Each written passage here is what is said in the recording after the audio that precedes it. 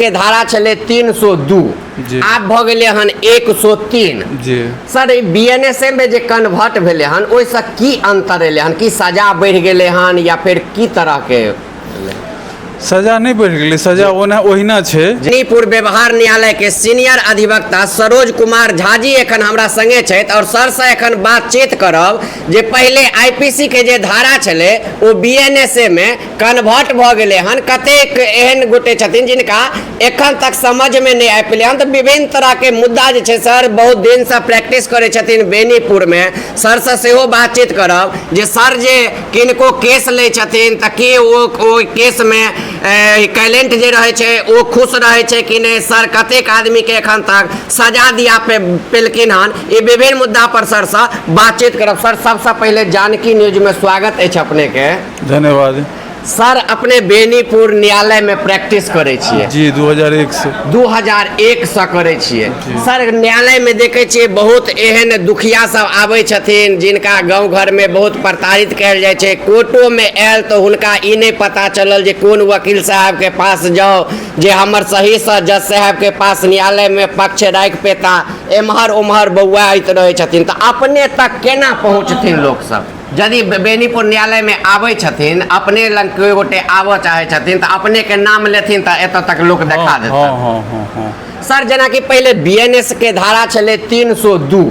आप भ गेले हन 103 जी सर बीएनएसए में जे कन्वर्ट भेले हन ओइसे की अंतर एले हन की सजा बढ़ गेले हन या फिर की तरह के सजा नहीं बढ़ गई सजा ओहिना छे जी लेकिन मॉडिफाइड भेले हन जी आईपीसी का बीएनएस में मॉडिफाइड भेले तो पहले 302 जे छले आब 103 भ गेले और पहले जे लागे छले 307 ओ 109 भ गेले और 366 पहले आवे छले किडनैपिंग के धारा होय छले वो एखन 140 भ गेले हन 140 140 2 भ गेले हन तो सर जेना कि देखे छे 7 साल से ऊपर के सजा रहे छे ओय में पुलिस गिरफ्तार नहीं कर सकैया नहीं कर सकै यदि कॉल ले छे किनको जबरदस्ती गिरफ्तार तो ओहन कंडीशन में की हेते सर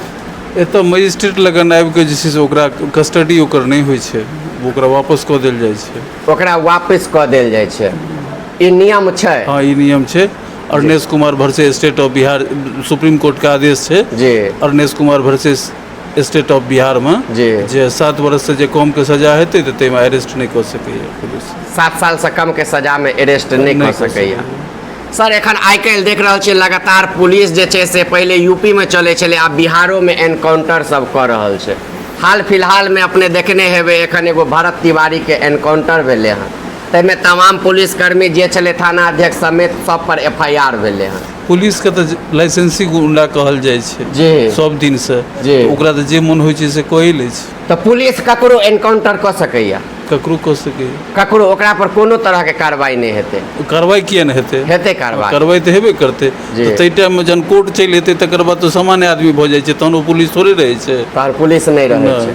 सर और एगो चीज देखे छिए जे एखन एफआईआर होय छै त नियम छै जे सुपरविजन 30 दिन के अंदर में या 90 दिन के अंदर में लेकिन एफआईआर भेला के बाद 6 महीना तक सुपरविजन नहीं भ पाबै छै नहीं एहन नियम नहीं छै नियम एहन छै जे जो कियो मुदाला अरेस्ट भ जाय छै ओ कस्टडी में रहे छै आ ओय में यदि सजा ओ वारंट रहल छै तो 60 दिन के अंदर में ओकरा जमा करे के रहे छै नहीं तो ओकरा बेल पर छोड़ देल जेते आ यदि ओ 60 मतलब ओकरा 7 बरस वाला सजा छै तो तै में ओकरा 90 दिन के अंदर में चार्जशीट जमा करे के छै नहीं तो तहन ओकरा मजिस्ट्रेट बेल दऽ देथिन तो ई प्रोविजन छै कस्टडी वाला के लेल कस्टडी वाला के लेल जनरल नहीं प्रोविजन छै जनरल कतबो दिन में क सकै छै एको साल में हां 2 साल में तो सर अपने एतेक दिन से प्रैक्टिस करे छिए एखन तक में अपने के प्रैक्टिस में क्यों एहन भेले हन जिनका सजा दिए नहीं हेबै सजा भ गेल हेतै एठुम कोर्ट में हाँ एहन तो भेले हाँ एहन तो भेबे केले हाँ लोग जेम्हर से रहे छै तेम्हरे तो जनरली तो डिफेंसे में रह पड़े छै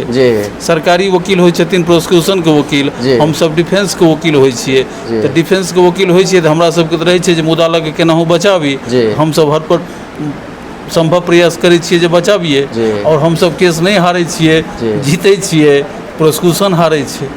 तो एखन तक सर जेते अपने लंग आवे छी हमहू सब कखनो तब देखैत रहब जे अहाँ लंग सर कोनो हाई प्रोफाइल एहन व्यक्ति सब नहीं रहे छै, गरीब आदमी सब अपने के पास आबै छै जिनकर अहाँ केस लड़ै छियै, तो हुनका सबसँ पाइ ताइ के सर की केना अपने के फीस ठीक ठाक दै छै तो सब कि नहीं दै छै? जे पार लगै छै दै छै, तऽ हमरा जे दै छै ताहिमे हम संतुष्ट रहै छी जी। एहि दुआरे हमर इच्छा रहैए जे हमर मोकीर जियत तखने तऽ हमहूँ जियब, ताहि दुआरे जे दै छथि हम ओतबेमे संतुष्ट रहै छी, ओतबे में संतुष्ट रहै छी, ईमानदारी से ओकर काम कऽ दै छियै। हर हालत में प्रयास रहिए जे हम जकर छियै तकरा जिताबिए, चाहे वो मुद्दे में रही या मुदालम में रही। सर कतेक आदमी के ये प्रश्न रहे छै थाना पर गेले तो FIR थाना नहीं लेलक, बाद में मन में आयल जे कोर्ट में लिया, कोर्ट में आयल तो 6 महीना साल भर लग गेल, ओहि के कारण कतेक आदमी छोड़े देलक केस नहीं। तो कोर्ट के केस भरिगर होइ छै या थाना के केस भरिगर होइ छै? देखो कोर्ट में मजिस्ट्रेट गवाही लऽ के कॉग्निजेंस लै छै, FIR में दरोगा IO गवाही लऽ के चार्जशीट सबमिट करै छै, फिर कॉग्निजेंस तऽ मजिस्ट्रेटे लै छथिन, तऽ कॉग्निजेंस भेलाके बाद दुनू बराबर भऽ जाइ छै, दुनू बराबर भऽ जाइ छै कॉग्निजेंस लेलाके बाद।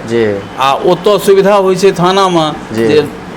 गवाह नहियो गेल ओकर गवाही अपन IO अपन लऽ लेथि, एतऽ तऽ कोर्टमे आबि कऽ गवाही हुनका दिअ पड़ै छनि, तऽ इएह अंतर दुनूमे होइ छै। कॉग्निजेंस भेलाके बाद दुनू बराबर भऽ जाइ छै। सर पहले बेनी फाइलमे किछु अंतर होइ छै, बिफोर चार्ज होइ छै, आफ्टर चार्ज होइ छै, FIR वालामे डायरेक्टे रहै छै, वारंटमे बिफोर आफ्टर नहीं होइ छै, ई सब तरह किछु टेक्निकल होइ छै, लेकिन कॉग्निजेंस छै। सर पहले बेनीपुर और बिरौल एके छलै, बेनीपुर कोर्ट छलै, आब बिरौल अलग भऽ गेल जी, लेकिन एहि बीच में उत्पाद वाला सुनै छियै जे कोर्ट जे छै से बेनीपुर आबि रहल छै। हाँ सुनै छियै, अब जहिया एतै तऽ एकर बादे कहल जाय। नोटिफिकेशन सब भऽ गेल छै, 15 से चालू होय वाला छै, अब देखियो जे कहिया तक आबै छै, ई सरकारक मैटर छियै। तऽ ई जे चलि एतै तहन तऽ सर खूब दारू तारू वाला मामला सब देखे के भेटतै बेनीपुर में, पहले दरभंगा चल जाए छले। हाँ लोग के सुविधा बहुत हेतै जी। अब कुशेश्वर स्थान के लोग या बेनीपुर के लोग 5 बजे 6 बजे भोर में उठ के दरभंगा जाए छे, तो ओकरा सबके सुविधा हेतै जे घर पर खाना खेतै, कोर्ट चलि एतै, अपन सो समय हेतै, ओकरा आर्थिक सुविधा हेतै। सर कते आदमी के मार्केट में देखबे अफवाह रहे छे, हे गाड़ी दऽ देबहिन 10 थापर दऽ देबहिन तऽ केसो कऽ लेतै तऽ कोनो कार्रवाई नहीं हेतै। एहन तरह के यदि मामला आबै छै तऽ गाड़ी दऽ देना, जेना 504 सब में पहले 506 सब में मामला दर्ज होइ छलै, ओहो सब में सजा के प्रावधान छै। देखियो होइ छै कि जे लोग के नजर में होइ छै जे 302 नंबर केस होइ छै, वकील के नजर में होइ छै जे 302 नंबर नहीं छै, 307 नंबर नहीं छै, 323 नंबर छै जी, बुझलिए। तो 323 में बचे के संभावना कम रहे छै और 302 में बचे के संभावना बेसी रहे छै, 307 में बचे के संभावना बेसी रहे छै, लेकिन 323 में नहीं रहे छै। हाथ अगर उठेल के अगर ई बात साबित हो जाए तो 323 में सजा है। तो चलो अपने सबके सर से सर बहुत बहुत धन्यवाद अपने के टाइम दे के लेल। तो सर से एखन बात करवेलहुँ हन और सर बेनीपुर के सीनियर अधिवक्ता छथि, और बता दीजिए कई केस हमरो लड़ रहल छै, तो हमरा एते विश्वास है जे एखन तक सर लंग जे एलहुँ हन जितबे टा केलहुँ हन और न्याय मिलबे टा केल। तो यदि हमरा लगन एगो बैसल छै जी जी, इनका कहलियन हँ जे आब हम पैसा अहाँ से नहीं लेब,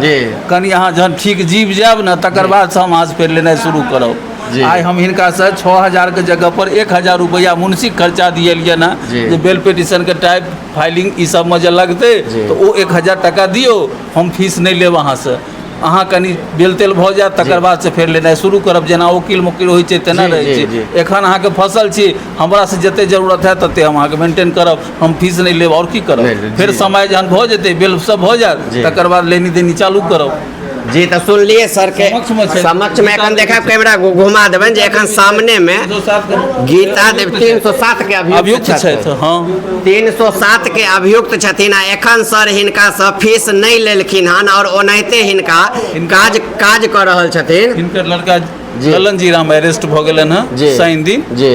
हुनके बेल पिटिशन काल्हि फाइल हेतै, ताहि निस्बित हिनका कहलियनि अहाँके फीस नहीं लागत, हम अपन फीस नहीं लेब,